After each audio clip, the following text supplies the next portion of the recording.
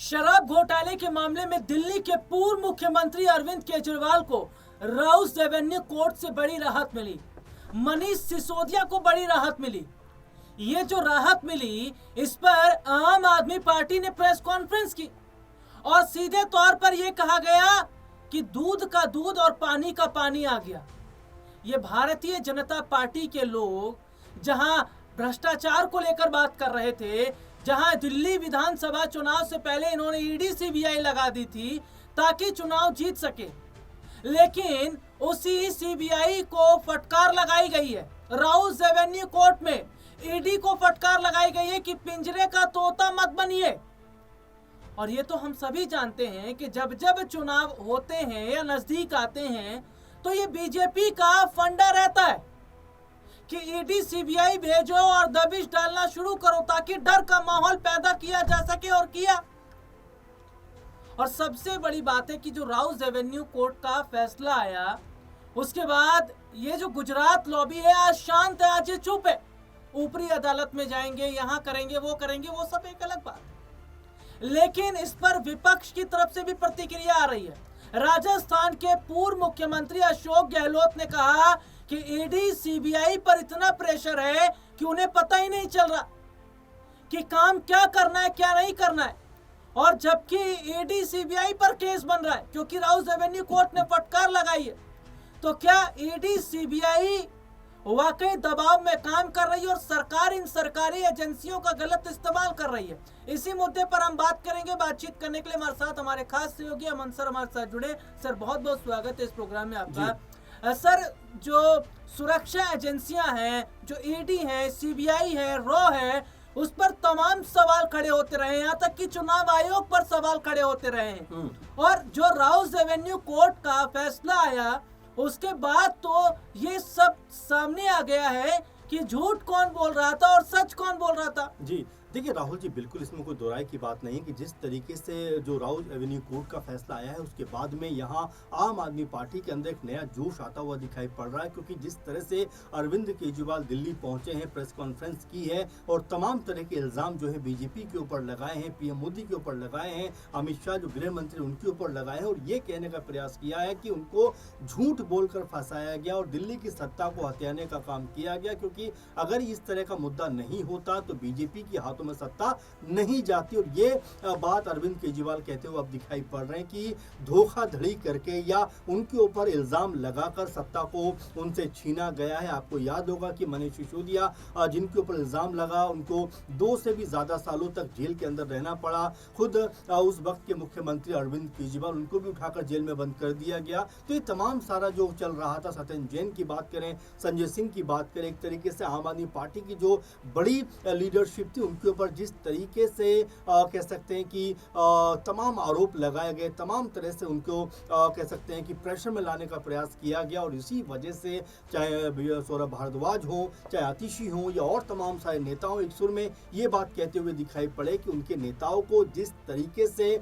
ED के जरिए, CBI के जरिए, पुलिस के जरिए कह सकते हैं डराने धमकाने का काम किया जा रहा है, वो कहीं भी तर्कसंगत नहीं है। झूठे इल्जाम लगाकर उनको जो है कह सकते हैं कि आरोपी बनाया जा रहा है। लेकिन अब जिस तरह का कोर्ट का फैसला आया है, उसमें राहुल जी सबसे महत्वपूर्ण बात ये देखने वाली है कि देखिए 4 साल लगभग ये केस चला, उसके बावजूद भी कोर्ट ने कहा कि भाई आप मुंगेरी लाल के सपने देख रहे हो, आप खाली इल्जाम लगा रहे हो, लेकिन जो सबूत होने चाहिए वो कहाँ है, उनको आप लेकर आइए, क्योंकि सबूत यहाँ पर नहीं है। और ये बात जब बीजेपी से भी पूछी जाती है तो कहते हैं कि हाँ, पूरे तौर पर सबूत तो पेश नहीं कर पाए, लेकिन ऊपरी अदालत में हम जरूर सबूत पेश करेंगे। तो राहुल जी, बड़े सवाल यहाँ पर उठ के आते हैं कि आखिर जब सबूत बीजेपी के पास थे, सबूत जब ईडी और तमाम जो एजेंसियां उनके पास थे, तो वो सबूत सामने रखे क्यों नहीं गए? अब जब कोर्ट का फैसला आ गया, उसके बाद भी बीजेपी के तमाम सारे प्रवक्ता और नेता ये बात कहते हुए नजर आ रहे हैं कि भाई देखिए, ये तो निचली अदालत का फैसला है, जब हम हाईकोर्ट में जाएंगे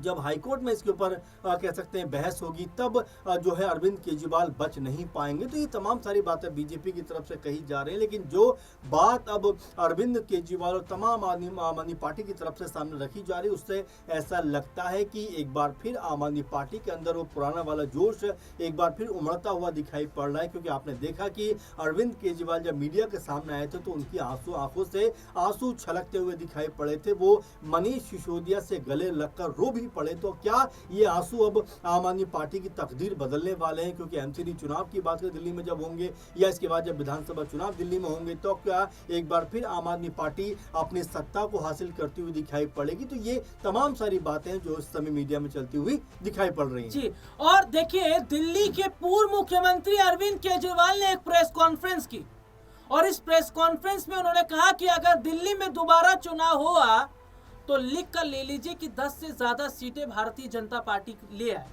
और सबसे बड़ी बात जिसे समझिएगा कि रेखा गुप्ता की जो सरकार है उन्हें 1 साल हो गया जी। लेकिन सर, इस 1 साल में अगर हम देखें तो दिल्ली में वो बड़ा बदलाव दिखा ही नहीं दिया। जो बहुत बड़ी बड़ी बातें चुनाव से पहले कर रहे थे, सड़कें वैसी की वैसी हैं, नालियों की समस्या वैसे की वैसी है, स्वास्थ्य सेक्टर में कोई बड़ा बदलाव नहीं हुआ है, जबकि दिल्ली में पॉल्यूशन और बढ़ गया है, आतंकवादी लाल किले के पास धमाका करके चले गए हैं, दिल्ली और असुरक्षित हो गई है। तो जो केजरीवाल कह रहे हैं, क्या सर वो बहुत सोच समझ कर कह रहे हैं? देखिए, बिल्कुल। और जो बात केजरीवाल ने कही है या तमाम जो लोग कहते हुए दिखाई पड़ते हैं, क्योंकि देखिए 2-3 साल तक लगातार कह सकते, 2-3 टर्म तक लगातार कह सकते हैं कि आम आदमी पार्टी की सरकार दिल्ली में रही, तब तमाम चीज़ों को लेकर बीजेपी आक्रोशित रहती थी, चाहे यमुना की सफाई का मामला हो, चाहे प्रदूषण का मामला हो। लेकिन अब जब बीजेपी खुद सत्ता में है तो आप देख रहे हैं कि कई सवालों के जवाब उनके पास नहीं है। आपने सही कहा कि सड़कों की हालत देखिए, खस्ता दिखाई पड़ती है, गंदगी उसी तरह से नजर आती है और नालियों की हालत वैसी की वैसी दिखाई देती है। और यहाँ पर जब मुख्यमंत्री साहिबा से पूछा जाता है तो पूछा कुछ और जाता है, वो कहती हुई कुछ और नजर आती है। और ये तमाम जो बातें हैं ये जनता भी देख रही है, क्योंकि देखिए जो वायदा आप करते हैं कि हम दिल्ली को ऐसा कर देंगे वैसा कर देंगे, जो कहकर सत्ता आपने ली थी, वो सत्ता में आने के बाद चाहे महिलाओं को पैसा देने की बात हो, चाहे फ्री सिलेंडर देने की बात हो, वो तमाम चीजें अभी भी जस की तस हैं। अब क्या यहाँ से आगे बढ़कर बीजेपी या रेखा गुप्ता जो मुख्यमंत्री है इस समय दिल्ली की, क्या कोई महत्वपूर्ण कदम या महत्वपूर्ण कार्य दिल्ली में करती हुई दिखाई पड़ेंगी? क्योंकि कई तरह के आरोप जो है वो दिल्ली सरकार पर भी लगते हुए दिखाई पड़ रहे हैं। खासकर जब रेखा गुप्ता जी जब कोई बात कहती हैं तो कहीं ना कहीं वो अर्थ का अनर्थ निकलता हुआ दिखाई पड़ता है। कहना कुछ और चाहती है, वो कह कुछ और जाती है। इसी बात को लेकर कहा जा रहा है कि क्या बीजेपी ने जो मुख्यमंत्री का चुनाव किया है, क्या वो सोच समझ कर किया है? क्योंकि जिस तरह की बयानबाजी वो करती है बीजेपी, ऐसा लगता है खुद अपने जाल में या फंसती हुई दिखाई पड़ती है। और अब जबकि शराब घोटाला हो या इस तरह के तमाम आरोप जो आम आदमी पार्टी के ऊपर लगे, अब जब उसमें तो वो फ्री होते हुए दिखाई पड़ रहे हैं, अदालत की तरफ से वो बरी होते हुए नजर आ रहे हैं, तो जाहिर बात है कि बीजेपी के ऊपर प्रेशर तो है।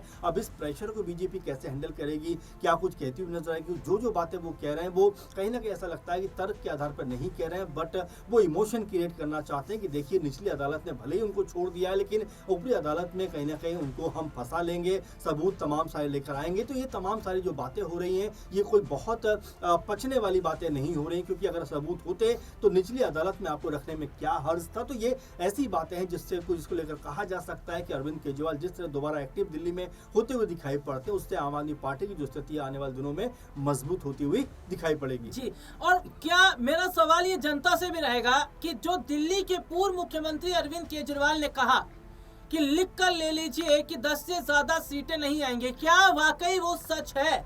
और क्या लग रहा है आपको कि दिल्ली में वाकई 1 साल के अंदर जो काम होना था वो नहीं हो पाया?